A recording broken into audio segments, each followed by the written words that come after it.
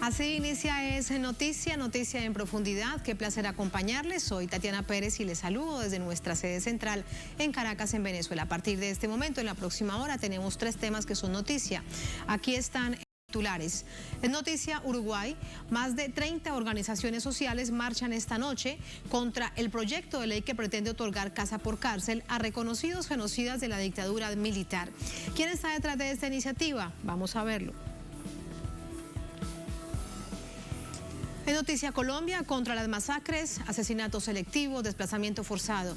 Es decir, un grito para proteger la vida es la razón de una nueva marcha de pueblos originarios que partió del departamento del Cauca y este viernes llega a Cali.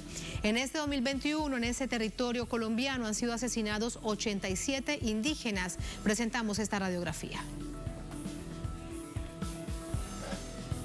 En Noticias Estados Unidos nos preguntamos, ¿cumbre por la democracia o nuevas estrategias de sometimiento? Analizamos el encuentro citado por el presidente Joe Biden con más de 100 gobiernos alrededor del mundo, varios de ellos latinoamericanos.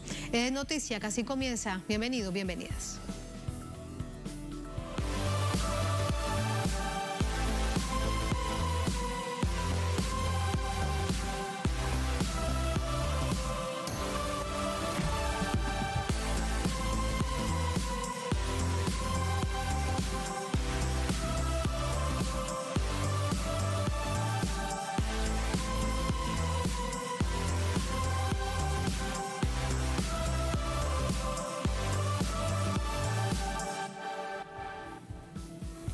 En Noticia Uruguay, organizaciones sociales protestan contra el proyecto de ley presentado por el partido Cabildo Abierto que busca otorgar prisión domiciliaria a presos políticos o a genocidas que participaron en hechos de violación de derechos humanos en la última dictadura militar. Vamos a verlo. La organización Madres y Familiares de Detenidos Desaparecidos, junto a 30 organizaciones sociales, protestaron este jueves contra el proyecto de ley que propone prisión domiciliaria para procesados y condenados mayores de 65 años que se encuentran privados de libertad. Acompañaron la convocatoria la Asociación de Expertos Políticos del Uruguay y la Federación Uruguaya de Cooperativas de Vivienda por Ayuda Mutua. Además, participaron la Federación de Estudiantes Universitarios de Uruguay y el Plenario Intersindical de Trabajadores, Convención Nacional de Trabajadores. La concentración inició en la Plaza Libertad y tuvo como destino el Palacio Legislativo. Los manifestantes sostuvieron que ese proyecto de ley busca beneficiar a los 20 reclusos de la Unidad 8 de Domingo Arena, presos por delitos cometidos durante la dictadura cívico-militar, donde se desarrolló el terrorismo con un alto nivel de muertes, desapariciones, tortura y exilio. Y es en un rechazo absoluto, no solamente al texto expreso de esta ley, que ya se han expresado estudiosos académicos, el relator de la ONU, contraviene nuestra jurisprudencia nacional e internacional, está la sentencia Hellman, bueno, todo eso, sino que además, simbólicamente para nosotros, es una ley que pretende, una vez más, sojuzgar al Poder Judicial y además avalar todos los principios de la dictadura, avalar estos terroristas, estos criminales que están presos, que están gozando muchos de la prisión domiciliaria, porque nuestra ley, que es muy benévola, nuestra código, lo permite. El senador de Cabildo Abierto, Guillermo Domenech, uno de los impulsores de la iniciativa, afirmó que para su agrupación política este proyecto es una prioridad. Por otro lado, este martes fue suspendida la sesión prevista en la Comisión de Constitución y Legislación del Senado, y la coalición pretende continuar con esto en 2022. Estas organizaciones denuncian con reiteración que el Estado uruguayo continúa sin asumir a fondo la responsabilidad de aclarar dónde están los desaparecidos, que según la Secretaría de Derechos Humanos, para el pasado reciente, la cifra confirmada al día de hoy es de 192 personas desaparecidas. Sumamos de inmediato información con nuestro corresponsal en Montevideo, Mateo Grillé. Mateo, muy buenas noches. Ha finalizado ya esta marcha. Queremos preguntarte acerca de su convocatoria, los testimonios que encontraste ante lo que parece inminente, eso lo llevaremos más adelante en minutos con el análisis, que este proyecto se convierta en ley.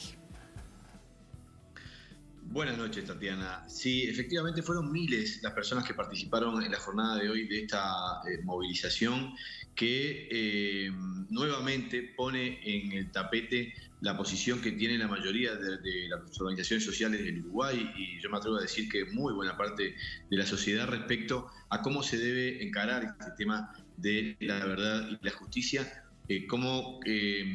que lo único que hay que hacer es profundizar este camino de buscar la verdad y la justicia, y no el camino que busca exactamente lo contrario, garantizar la impunidad, que de alguna medida es lo que se lee por parte tanto de los manifestantes como de las personas que se han manifestado respecto a esta situación en las últimas semanas. Es como se lee este proyecto de ley que ingresó al Parlamento de la mano de Cabildo Abierto, este partido de corte militarista, o al menos con mucha presencia de militares y exmilitares, muchos vinculados con la última dictadura cívico-militar, que presentaron este proyecto para otorgar la prisión domiciliaria a los reclusos mayores de 65 años, con el argumento de que hay que tener una visión humanitaria de esta población que es añosa y que puede cumplir, si no es particularmente peligrosa, prisión domiciliaria. El asunto es que muchos de estos presos están vinculados con el terrorismo de Estado, son ya hallados culpables, están hoy cumpliendo penas por violaciones a los derechos humanos y por delitos de lesa humanidad, y este proyecto de ley los beneficiaría cumpliendo la prisión domiciliaria. Hay que decir que además este proyecto de ley tiene en principio, si no el visto bueno, al menos la aceptación de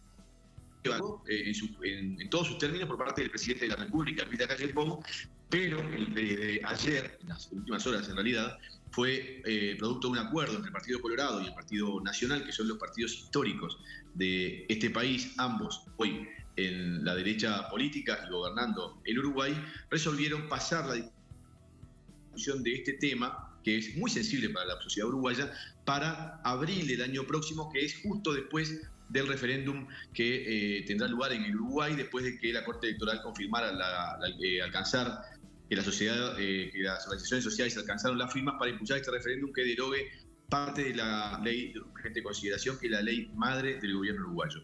Para que esto no afecte, la discusión de este tema tan sensible, no afecte de alguna manera las posibilidades del gobierno en este referéndum, se corre para después, es decir, para el mes de abril del año que viene, pero claramente hay, o parecería haber, cierto espíritu favorable en la coalición de gobierno para darle curso a este proyecto de ley contra la opinión de todas, me animaría a decir, de las organizaciones sociales que tienen algo que ver con la lucha por la verdad y la justicia, con los derechos humanos, con los derechos de los trabajadores, con los derechos de los feminismos, con todo tipo de derechos sociales que se han ido adquiriendo en los últimos años.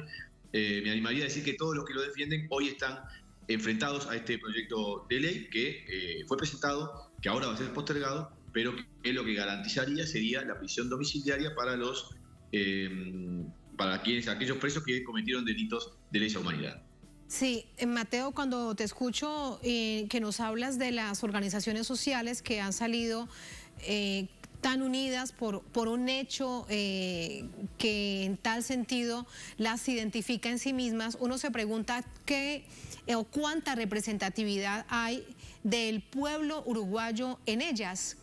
Hablamos de una generalización de la preocupación del pueblo uruguayo por estas leyes, recordar incluso antes, años atrás, las de perdón y olvido, que fueron tan polémicas, tan discutidas, que generaban tanta indignación en el pueblo, bueno, y que al final quedan atrás. Sí, yo creo que estas organizaciones sociales que convocaron, el Uruguay tiene una historia respecto al movimiento social muy particulares, particularmente unitario respecto a, me animaría a decir, muchos países de América Latina. En esta convocatoria estaba la Central Única de Trabajadores del Uruguay, que es la organización social más grande que tiene este país, con más de 400.000 afiliados. El Uruguay tiene 3 millones y medio de habitantes, pero también estaban las madres y familiares de detenidos desaparecidos, estaba el movimiento cooperativo, estaba el movimiento de los jubilados, los estudiantes universitarios, de todo tipo de organizaciones sociales, que representan a buena parte de la sociedad uruguaya, con un tema que, te repito, es muy sensible para la sociedad, que participa todos los años, todos los 20 de mayo, que también es una fecha muy simbólica en este país porque tiene que ver con el asesinato de 2 legisladores en particular y 2 militantes de la izquierda durante la dictadura militar. Y ese 20 de mayo acuden al Uruguay a una marcha que hay en el Uruguay, que es la Marcha del Silencio, cientos de miles de personas. No te digo miles de personas nada más, te digo cientos de miles de personas para demostrarte de alguna manera, de forma cuantitativa, cómo este tema es muy, muy sentido para la sociedad uruguaya. Y de alguna manera también con este proyecto de ley ir hacia atrás en esto puede significarle costos políticos muy importantes al gobierno uruguayo, y precisamente por esto es que se posterga la definición sobre este proyecto para después del referéndum. Es decir, acá me da la impresión de que hay una unidad importante de la sociedad uruguaya respecto a este tema, y que caería realmente muy mal, como se ve en estos momentos de forma particularmente preocupante, que se presente un proyecto de ley que lo que busca en realidad es que los militares que fueron sancionados por delitos de lesa humanidad, no delitos comunes, digamos, delitos de lesa humanidad, violaciones, robos de niños, secuestros, torturas y desapariciones, pasen ahora a cumplir prisión domiciliaria bajo el argumento de que hay que, de alguna manera, tener un trato humanitario hacia todos aquellos que claramente no lo tuvieron durante los años del terrorismo de Estado. Muchísimas gracias, Mateo. Es muy importante tener este pulso desde la ciudadanía. Gracias, muy buenas noches. Buenas noches. Buenas noches, vamos a entrar con el análisis. Para ello nos acompaña Jorge Bermúdez, secretario de Relaciones Internacionales de la Central Sindical del Uruguay. Jorge, muy buenas noches, bienvenido. Buenas noches, encantado de estar con ustedes. Muchísimas gracias. Jorge, primero preguntarte de dónde parte este proyecto de ley. El partido Cabildo Abierto, que además lo encabeza un exgeneral del Ejército, que tuvo un alto cargo en gobiernos anteriores. Lo que uno se pregunta es si al final de cuentas el plan de armar este partido político y de presentarse para llegar al Congreso era esto, presentar este proyecto de ley. Yo creo que el impulso por parte del partido Cabildo Abierto de este proyecto de ley es parte de su política de revisión sobre lo que ha sido la condena unánime de la sociedad uruguaya con respecto a los crímenes cometidos durante la dictadura militar y la responsabilidad que le cabió al ejército.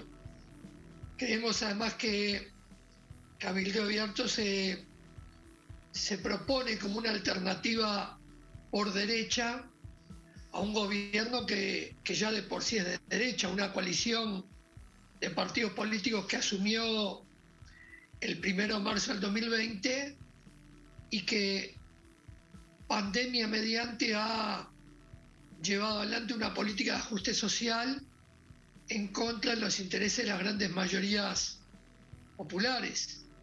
Y estos sectores que hoy están en el gobierno, cada vez que se consultó a la ciudadanía para anular la llamada ley de caducidad o de impunidad, votada en el primer gobierno democrático por el Partido Colorado, el partido de derecha del expresidente Julio María Sanguinetti, estas expresiones siempre se volcaban a favor de evitar cualquier juicio y evitar el avance de la verdad y de la memoria histórica sobre los crímenes cometidos en esa década infame. Es decir,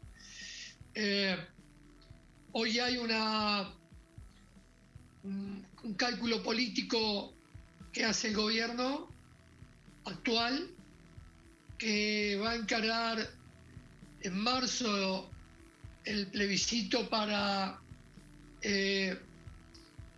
revocar lo que es la llamada Ley de Urgente Consideración, 143 artículos que el movimiento sindical y la sociedad uruguaya en gran parte recolectó más de 800.000 firmas para que vayamos a ese plebiscito, y evidentemente el gobierno del presidente Luis Lacalle Pou quiere evitar que este tema, el de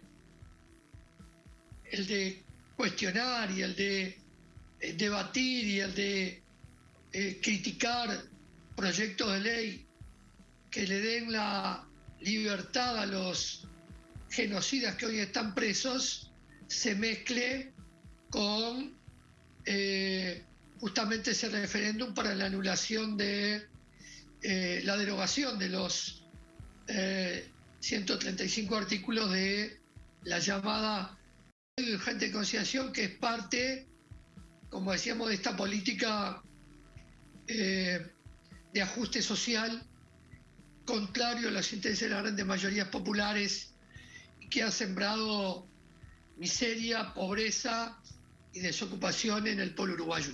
Sí, Jorge, te escuchamos atentamente y lo que me pregunto es que entonces, si el gobierno del presidente Luis Lacalle Pou tiene tal nivel de claridad de lo que significa este proyecto de ley, ¿por qué lo apoya, teniendo en cuenta que sin duda la cera, la memoria, el anhelo de verdad, la exigencia de justicia de la mayor parte del pueblo uruguayo?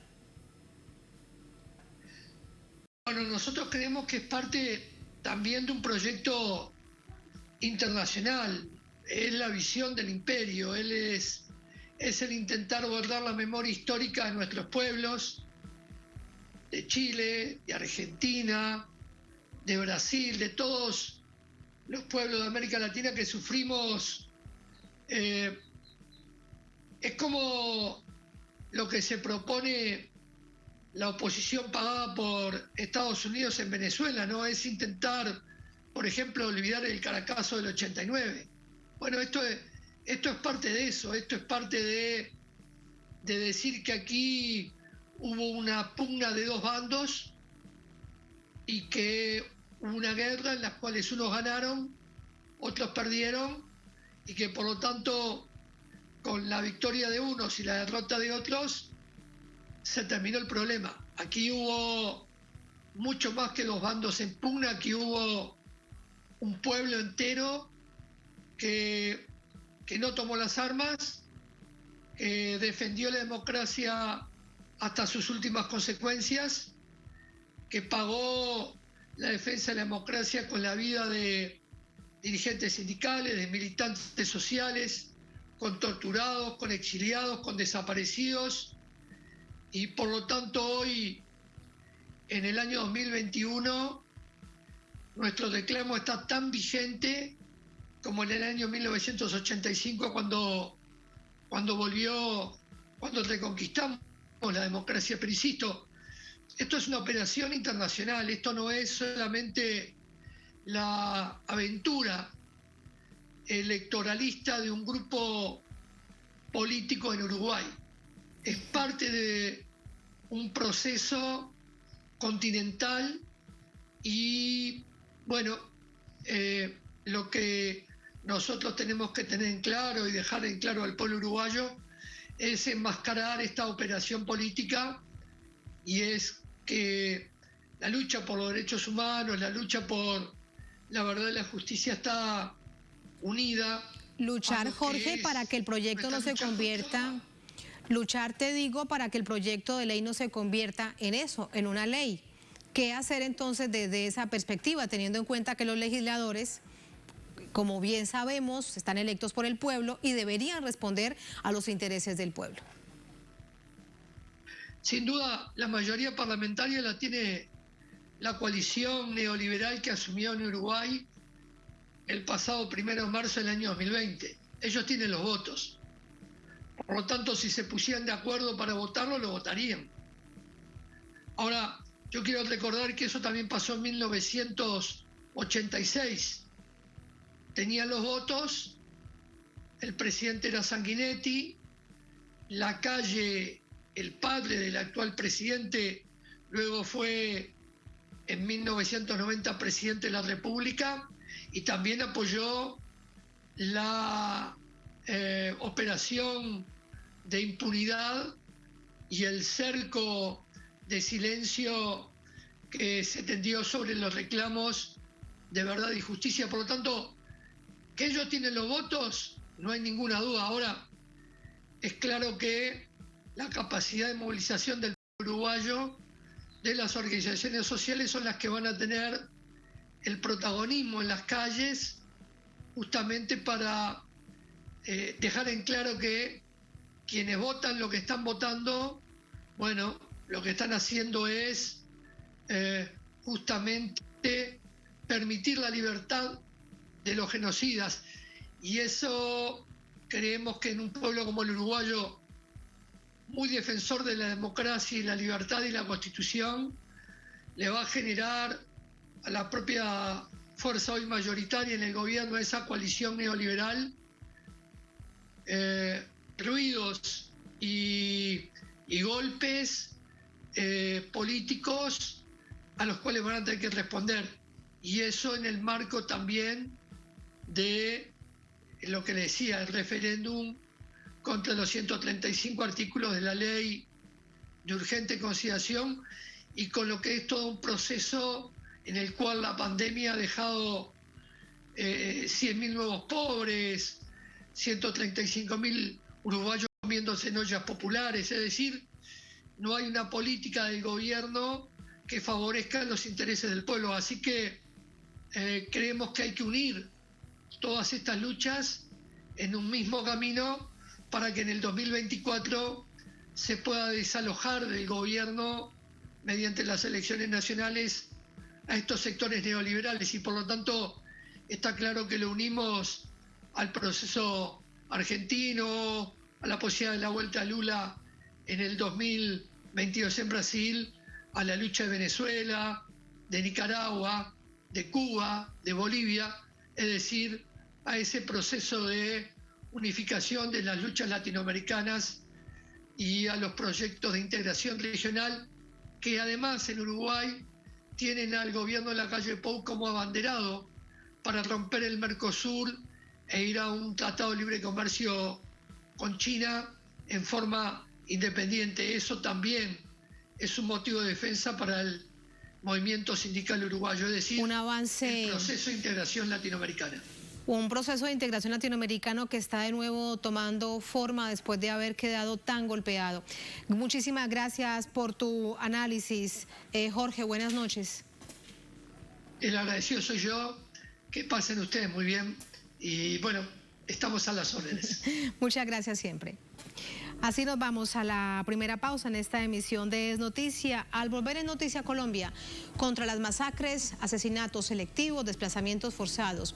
Es decir, un grito para proteger la vida. Esa es la razón de una nueva marcha de pueblos originarios que partió del departamento del Cauca y este viernes llega a Cali, en el departamento contiguo, Valle del Cauca.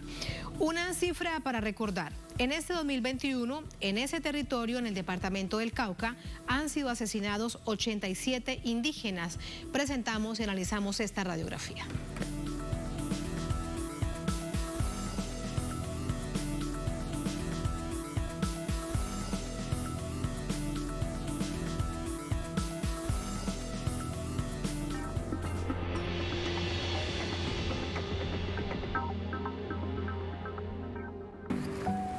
¿Qué le pasa? Se peleó con la novia. Es su fiebre. Ma, Lucía, en realidad yo... Ya sé. ¿Estás contento por algo? Bueno, ma, esta no la adivinas. Mira. Ahora ANSES reconoce un año de aporte por cada hija o hijo para que más mujeres puedan jubilarse.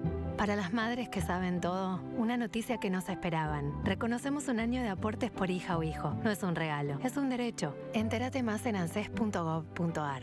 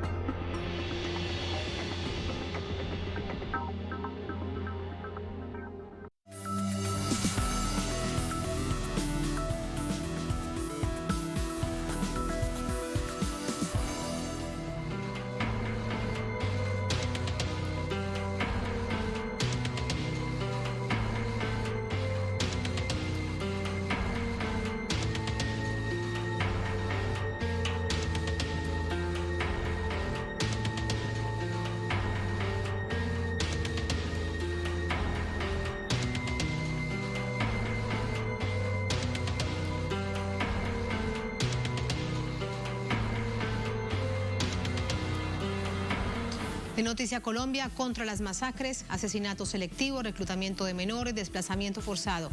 Esas son las razones por las que de nuevo en este 2021 los pueblos del departamento original o del departamento del Cauca, suroccidente del país, marchan hacia Cali, la capital principal de esta región del país. Falta poco para que lleguen a una capital, Cali, la ciudad más importante del suroeste colombiano, y desde allí exigir al Estado que acabe con el abandono al que los tiene sometidos. De otra forma, no habrían sido víctimas de los actores armados ilegales y de grupos criminales. En este 2021, en los territorios indígenas del Cauca, han sido asesinadas 87 personas, es decir, una cada 4 días. Y como si fuera poco, se han cometido 13 masacres. Este jueves caminaron hasta Jamundí, de donde partirán a las 9 de la mañana de este viernes a Cali. Allí los espera un dispositivo de seguridad nunca antes visto para una marcha indígena. 2.500 policías, 350 mediadores de paz de la alcaldía y otras 200 personas que harán una cadena humana alrededor de las estaciones del sistema de transporte público. Todo un plan de seguridad que parece más de contención que de protección de los marchantes. Ante ello, los líderes indígenas han dicho que la violencia la cometen contra ellos y su arma es la palabra. Carmen Genbuel es consejera del Consejo Regional Indígena del Cauca, el CRIC, nos acompaña vía telefónica. Carmen, muy buenas noches.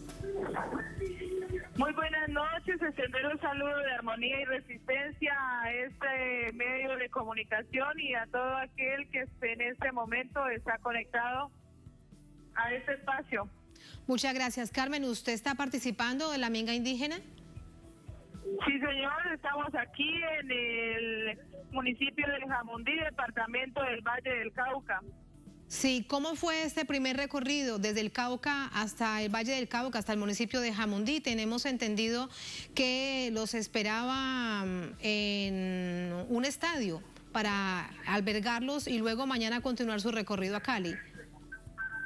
Sí, es un recorrido que se inició desde el día 8 de diciembre de los territorios más lejanos, que es la zona de Tandachirido, Huasi, la zona Costa Pacífica, que se empezó a congregar en el departamento del Cauca en la Universidad Indígena La Guaín. De ahí salió un recorrido.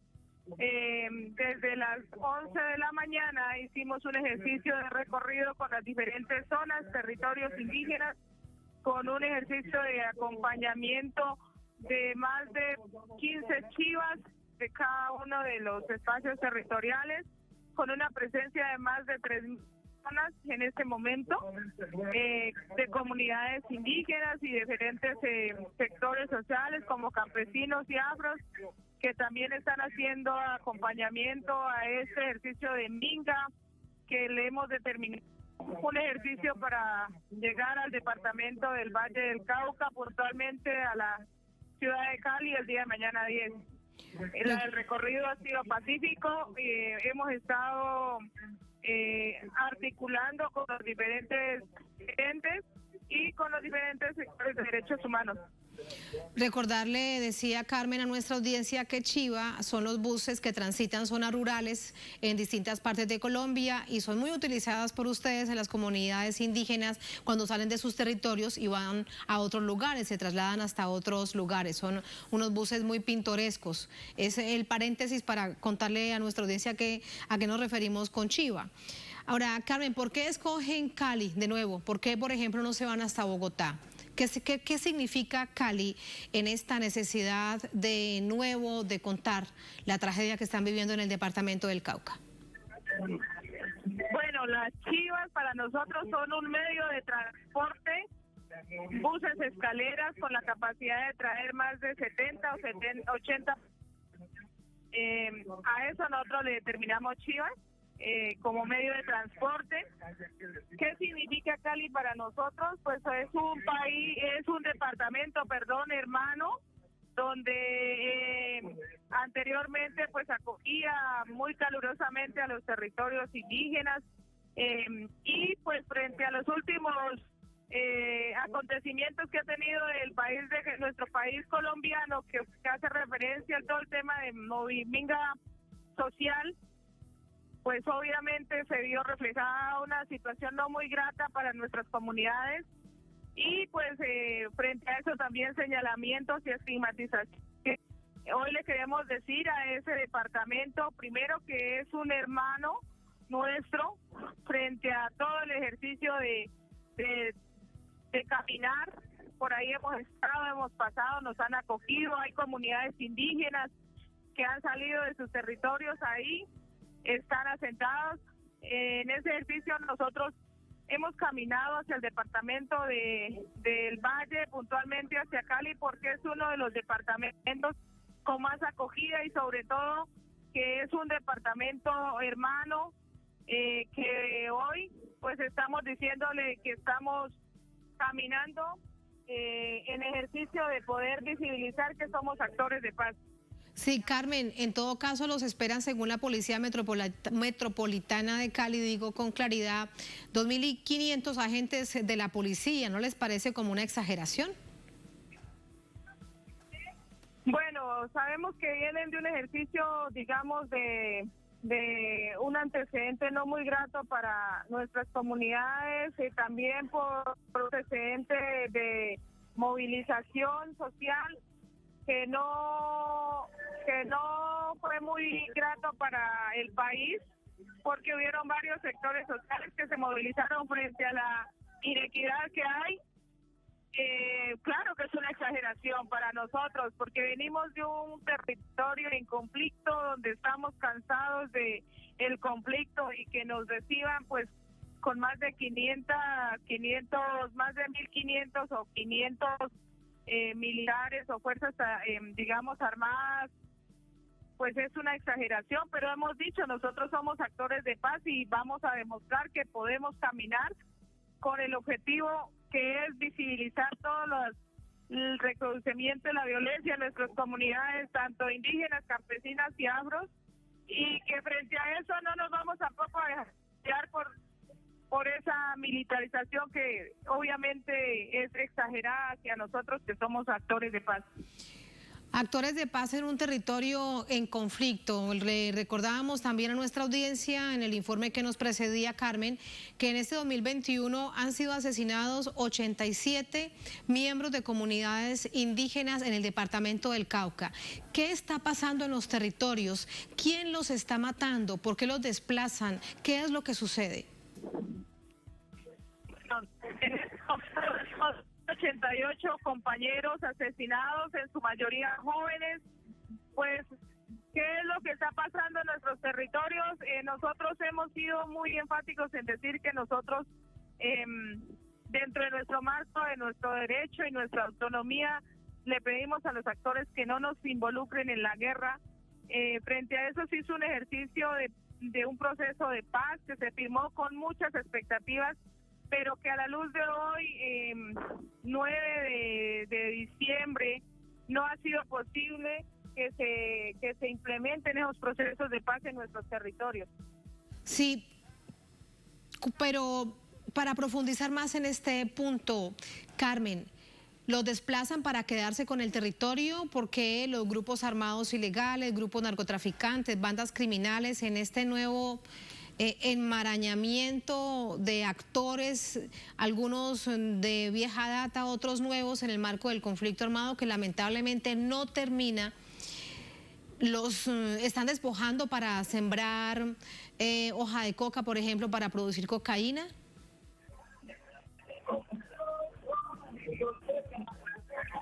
Carmen. No le escucho muy bien, qué pena, tengo...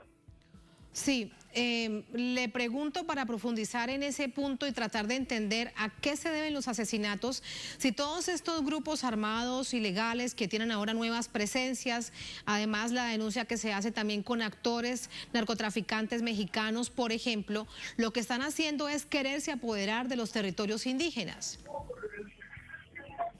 Bueno, tenemos una fuerte presencia de cultivos de uso ilícito y obviamente hay varios actores alrededor de esta situación que ha generado un desequilibrio y una desarmonía en los territorios y que esto nos está conllevando a que el conflicto se radicalice mucho más.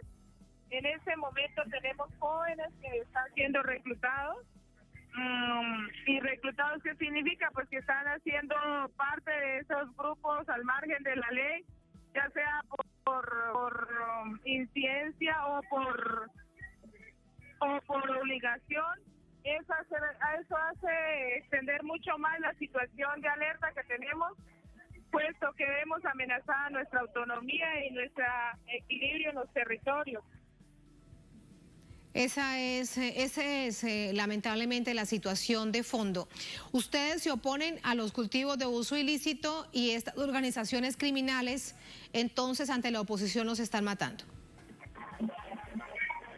Nosotros hacemos un ejercicio de control territorial, una minga hacia adentro, y eso significa que no compartimos los cultivos de uso ilícito, porque eso puede ser que solucione económicamente alguna situación, pero estructuralmente desequilibra a nuestra comunidad, que son culturas no muy propias de nuestros territorios, son impuestas, y cuando hacemos oposición, pues obviamente nos convertimos en ese punto rojo que conlleva a que se presenten todo este tipo de situaciones de asesinatos.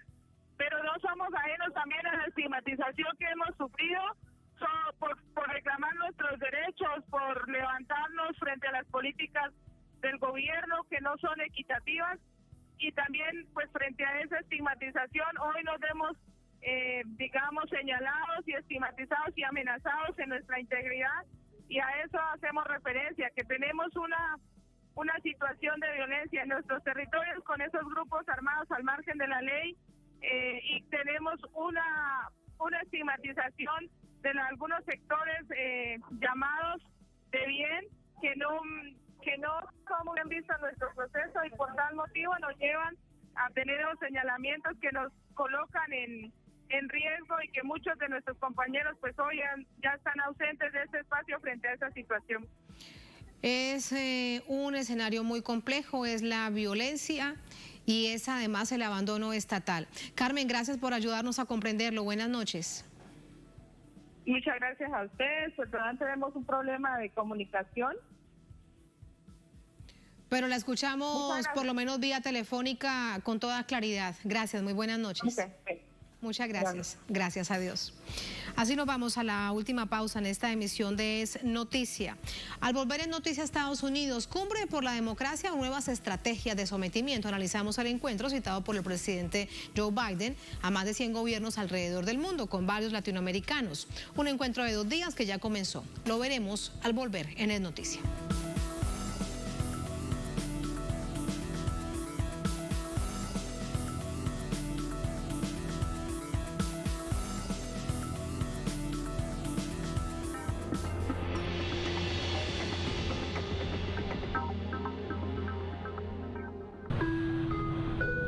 Atención, atención a todos los pasajeros.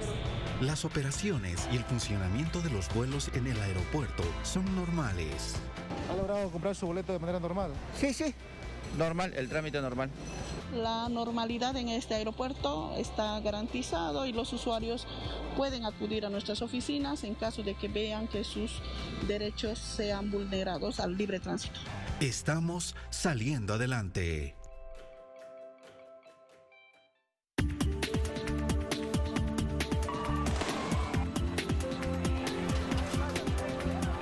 De lunes a viernes te ofrecemos un espacio de entrevistas que impulsa el análisis de los acontecimientos políticos.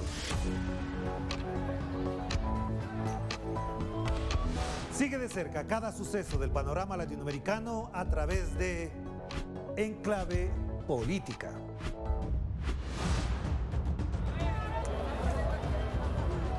Solo por Telesur.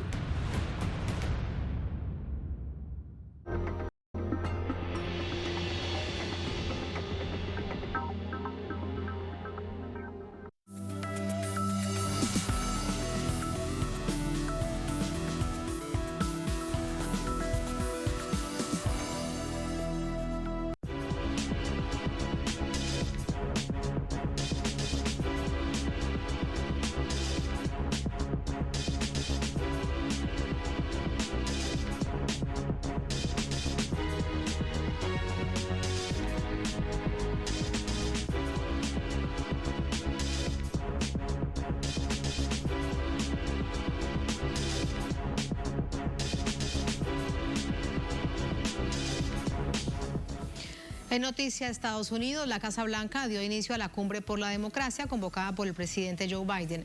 Los movimientos sociales, organizaciones políticas, progresistas y países multipolares alertan sobre nuevas estrategias de agresión para controlar el mundo ante el avance de nuevos modelos de desarrollo. Washington inauguró la Cumbre por la Democracia, en la que convocó de manera selectiva a más de 100 países. En la apertura, el presidente Joe Biden señaló los aspectos de la reunión virtual. Hola a todos y bienvenidos a la primera Cumbre por la Democracia. Este encuentro ha estado en mi mente durante mucho tiempo por una simple razón. Frente a los desafíos sostenidos y alarmantes a la democracia, los derechos humanos universales y en todo el mundo, la democracia necesita campeones. La cumbre recibió críticas por parte del ministro de Relaciones Exteriores de Cuba, Bruno Rodríguez, quien manifestó: carente de prestigio internacional, Estados Unidos realiza una cumbre unilateral y selectiva al margen de la ONU, porque reconoce su propio aislamiento en el organismo multilateral y su incapacidad de imponer allí valores y reglas que respondan a sus estrechos intereses estratégicos.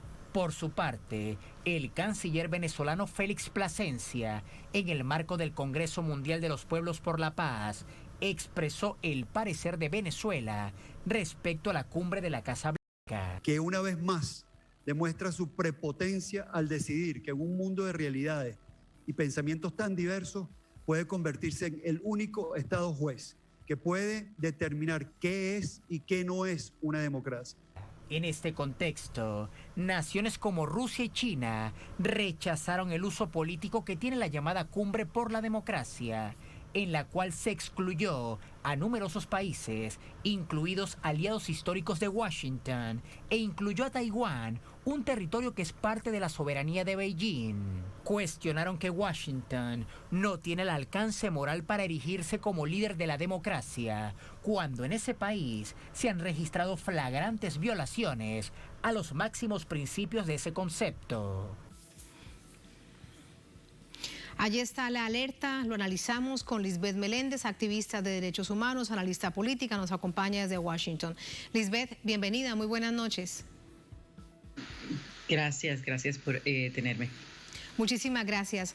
Lisbeth, dice el presidente Joe Biden que hay que hablar de los valores que se deben defender.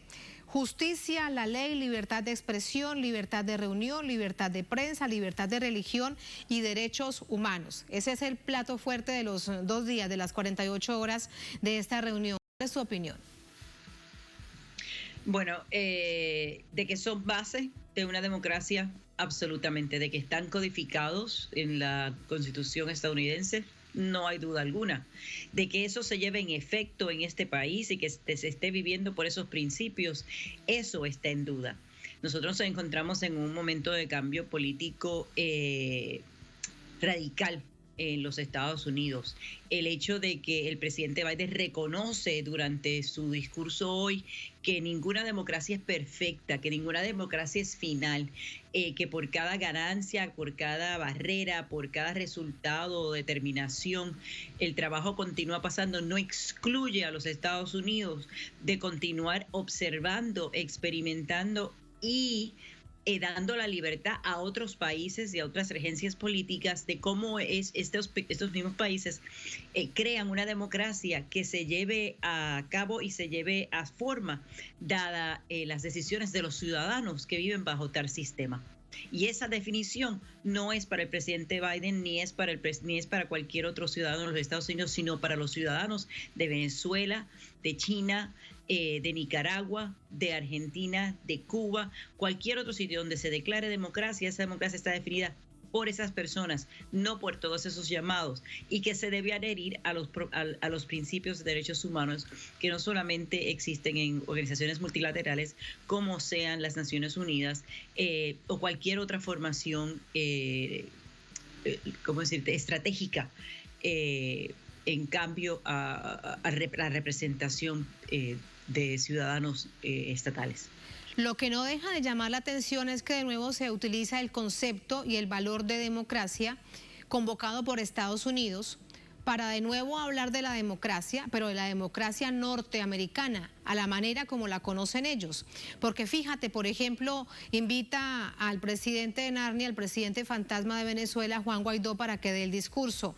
Hay una cantidad de países latinoamericanos y de otras partes del mundo que no invita, porque la democracia, como la exige Estados Unidos, no la tienen esos países. Así que no deja de llamar la atención cómo de nuevo se pone sobre el tapete un concepto que debería ser tan universal y tan claro, que es un lugar, si hablamos además de democracia-estado, en donde quepan todos los ciudadanos, todos, sin distingo.